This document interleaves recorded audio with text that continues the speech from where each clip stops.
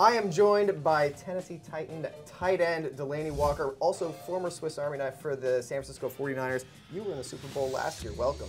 Thank you for having me. I want to talk today about Super Bowl preparation.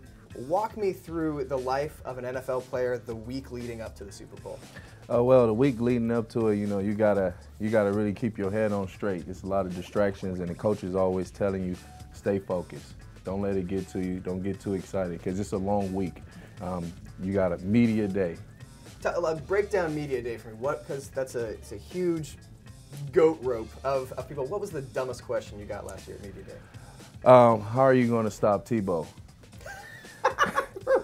Somebody asked you about Tebow. I swear to you. He said, how you going to stop Tebow this year? I'm like, what? He like, aren't you playing Denver? I said, man, who is this guy? You, of course, played for Jim Harbaugh with the 49ers.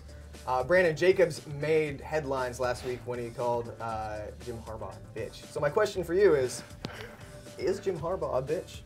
We can say bitch? Yeah, it's the internet. Nobody's going to see this, so you can say whatever you want. No, he's not. he's really not. And you know, hopefully Brandon Jacobs do not see Jim Harbaugh in the streets, because they will fight. I'm telling you right now, that's the type of person Jim Harbaugh is. He's a tough guy. He thinks he still plays in the NFL. He'll slap box with the players. He puts on a full gear, go out and practice. So Brandon Jacob, you my boy, but Jim Harbaugh, you know he ain't no bitch. So I can't let you leave before I get like at least one good Jim Harbaugh story out of you. Was there one time that you look back on and be like, that guy's insane? Yeah, you know, the Lions game. It brings it back to the Lions game. You know, him and that coach, Jim Schwartz. Yeah, Jim Schwartz. They do not like each other. I think they coached with each other once upon a time, and they had a falling out. So, you know, he was saying like, I really don't like this guy. So when we win, you know, he gonna show it. And he went over there and he slapped him in his back and kept walking, and then about to fight him, that's when I was like, this is my coach. Practicing through the week, how early is the game plan decided on? Is that something you figured out like 2 weeks in advance, or is it something that the coaches nailed down the week of the Super Bowl? I think it's, with the 49ers, we had it down a week before. You know, we were coming in and we were looking at the Baltimore Ravens play. We was scouting them, seeing what type of game plan we was going to put in. So we was trying to prepare early. So when you got to New Orleans, you know, it was going to be a lot of distractions, and he knew that, so we didn't have a lot of time to prepare. Speaking of distractions, New Orleans, a lot of fun at night, a lot of great places to go out to dinner and other things. Were you bored? Were you studying game film? Did you have a curfew? What was that like? It was a little bit of both. You know, when we first got there, the first 2 days we didn't have a curfew, so you know, he let us get it out of us. Go out, have fun, stay out late. You know, the next day we was just gonna watch film, and then we got to do it again. So you got 2 days to go out and just get it out.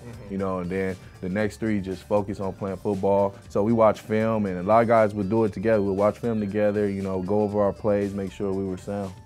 Day of the game, a lot of people ask about how much is Super Bowl experience, having been there before, a big deal.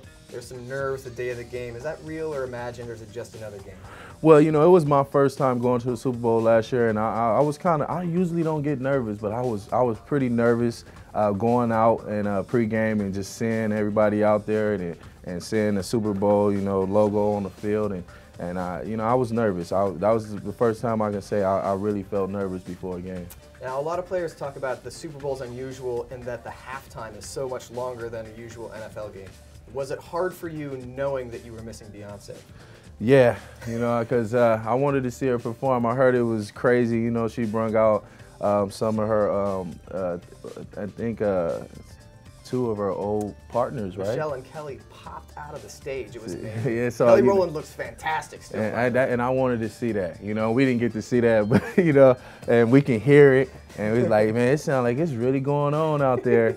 But it is a longer halftime. But, you know, they do a great job on keeping us focused. They had a big food tray there for us. You could have made sandwich, fruit, you know. A sandwich at halftime? Yeah, a sandwich at halftime. It's a longer halftime. You know, they feel like a 30-minute halftime is longer than usual, you know. So you usually go in and you go right back out. So we had sandwiches. People was getting massages, And it was just, you know, trying to stay lucid. Now, of course, Super Bowl 47, famous for the blackout that happened in the third quarter. You got an extra break, another 34 minutes. What went down on the Niners sideline? What was that like? When the lights went out, you know, be honest with you, we were ready, we were about to run. We didn't know what was going on. You're like, why did the lights go out? It's the Super Bowl. But on our sideline, you know, we were like, this is an opportunity for us to get back in the game. I think someone's telling us something, you know, we're not playing at our best.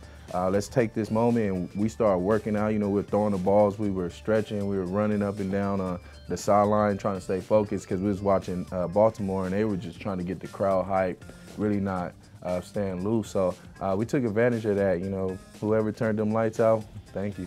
Now, of course, Terrell Suggs says it was Roger Goodell. Ray Lewis says that it was no accident. Did Goodell actually let you guys know, hey, don't worry, I got this? No, but it was kind of funny because, you know, the security guards were like already almost on the field before the lights went out, and then the lights went out. So it kind of, I really can't say if it was planned. They did play extra commercials, so they got some more money, but you know, who knows? Blackout truthers, this is your time to live. Now, on a more serious note, you had a personal tragedy after the Super Bowl was over. Can you talk about that a little bit? Well, yeah, after I played in the Super Bowl game, you know, my auntie and uncle, they came out to watch me play, and we went to the 49er party after the Super Bowl, and when they were going back to their hotel, they were hit by a drunk driver. Took both of their lives, and, you know, it's sad because the Super Bowl was supposed to be like the best time of my life and their life. They talked about it ever since I played in college. Like, when you go to the Super Bowl, we want to be there, and they got to experience that and had that chance to go there, and then, you know, so good ended up being so worse, you know, and it hurts, and, you know, now I'm here to try to make a difference. You know, I'm trying to honor my auntie and uncle name, and I partner up with Matt, and, you know, they're a great organization to be partnered up with, and they help me spread the message, and whatever I can do to stop people from drinking and driving or prevent them from doing it, all we try to do is say, have a plan, you know. Be smart. Yeah. If you're going to drink, have a plan.